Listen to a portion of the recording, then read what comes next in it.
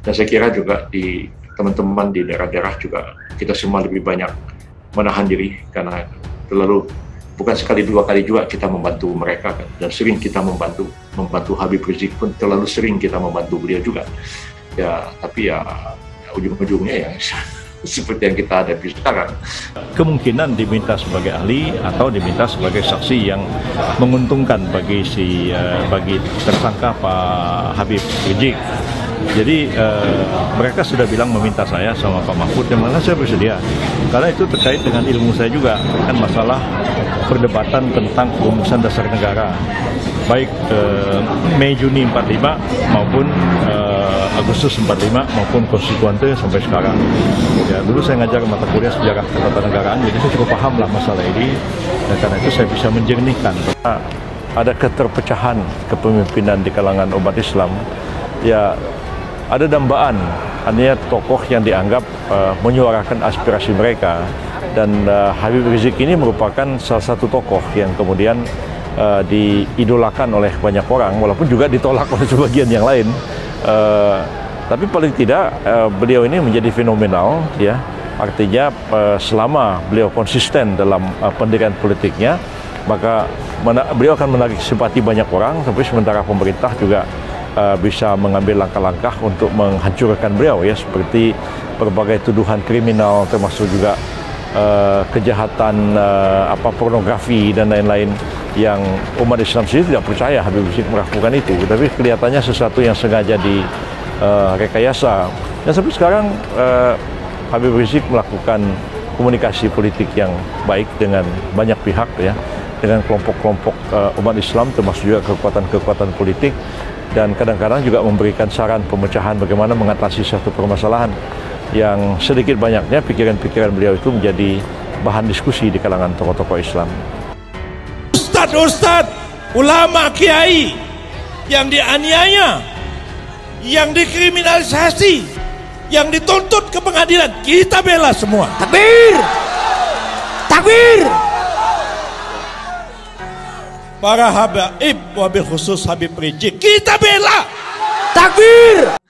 Jadi daripada kita salah mundur kena, maju kena, mundur kena, ya lebih baik kita tidak banyak berkomentar terhadap soal ini, dan saya kira biarkan mekanisme bekerja. Komnas HAM juga melakukan investigasi, silakan aja. Nah, kita tahu juga sebenarnya apa yang nanti akan terjadi, begitu. Apa yang sebenarnya terjadi, mudah-mudahan bisa terungkap, begitu. Dan kita lebih baik menahan diri, fokus menyelesaikan persoalan-persoalan yang kita hadapi. Terima kasih sudah klik video ini. Jangan lupa tekan tombol subscribe untuk bergabung. Dalam hitungan saya persilahkan kalian untuk tekan tombol subscribe. 10, 3, 2, 1. Saya ucapkan selamat bergabung dalam channel ini.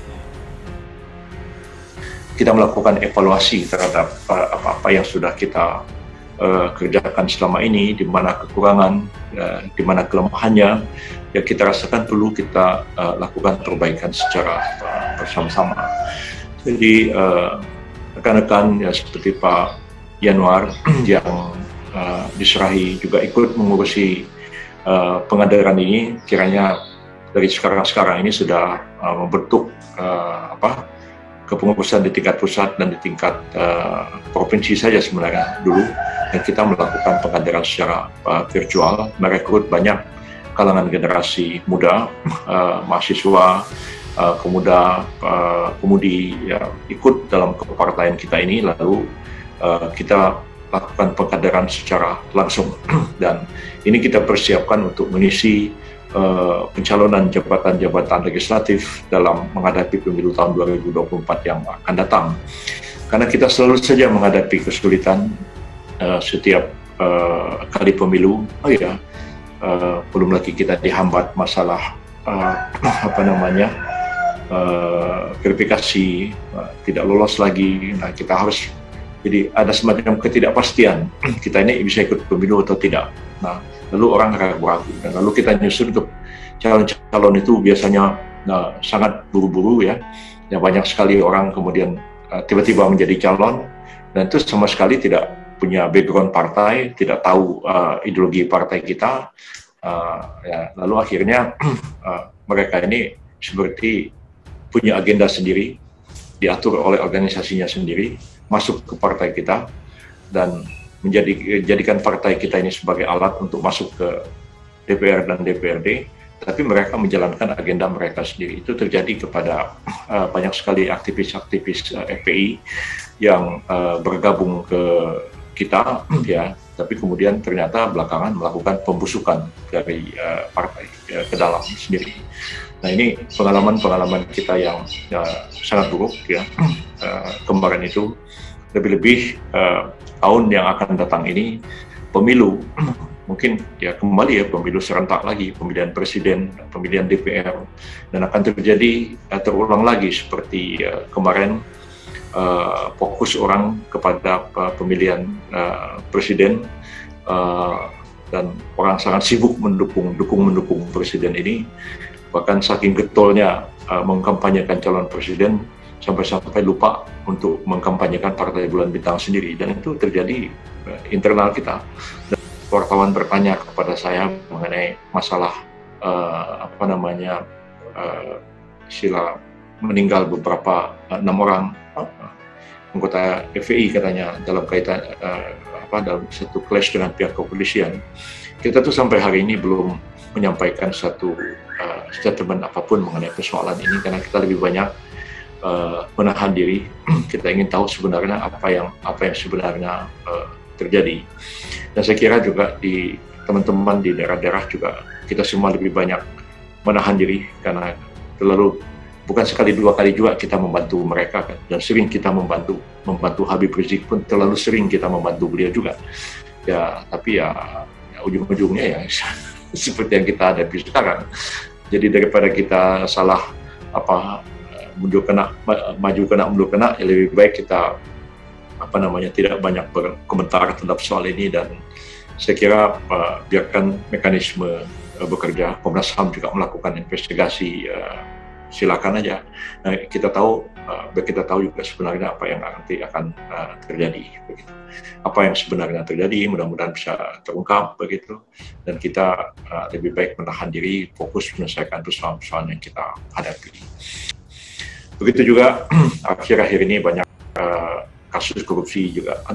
Makin hari makin terjadi di mana-mana, dan ini menjadi concern kita bersama, dan dua menteri juga sudah mulai ya jadi masalah lah, begitu ya. Dan ini sangat mengecewakan kita semua. Kita belum tahu bagaimana nasib dari kabinet yang akan datang ini. Kalaupun ada reshuffle kabinet, barangkali bisa juga ada teman-teman dari DPP kita, aktivis partai kita untuk masuk ke kabinet. Begitu juga sebenarnya saya dengan Pak Sekjen dan Pak Sukmo sebelum beliau berangkat ke Panama, itu sebenarnya terus-menerus melakukan komunikasi dengan pemerintah ini supaya ada rekrutmen terhadap pengurus partai kita di dalam banyak jabatan, baik di pemerintahan maupun di BUMN. Walaupun ya terkendala sama COVID ini, kadang-kadang tidak seluruhnya bisa kita laksanakan sebagaimana yang kita harapkan bersama. Nah, mudah-mudahan ini vaksin sudah ada, ya, dan sudah dilakukan penyuntikan. Barangkali nanti mudah-mudahan pandemi ini pelan-pelan bisa kita atasi dan kita bisa aktif kembali seperti biasa, menyelenggarakan segala sesuatu terkait dengan kepentingan partai kita ini. Nah, mudah-mudahan kita semua sehat, ya. Nah, itu yang sangat penting, dan karena saya berpesan juga pada kawan-kawan hati-hati, ya, dan saya jangan menganggap ini masalah tidak serius, ya. Saya hampir setiap hari menerima WA kabar dari kawan yang mendahului kita, kadang-kadang suami istri, sangat menyedihkan kita semua. Jadi jangan kita menganggap masalah ini enteng, masalah ini sepele, ya. Jadi kita lihat di DKI saja, ya kan, gubernur sudah kena, wakil gubernur sudah kena, sekda sudah mendahului kita bersama. Jadi sekarang ini DKI ini gubernurnya kena COVID, ya, wakilnya kena COVID, sekdanya meninggal gara-gara COVID juga, lalu seperti tidak punya pimpinan. Itulah yang terjadi di DKI.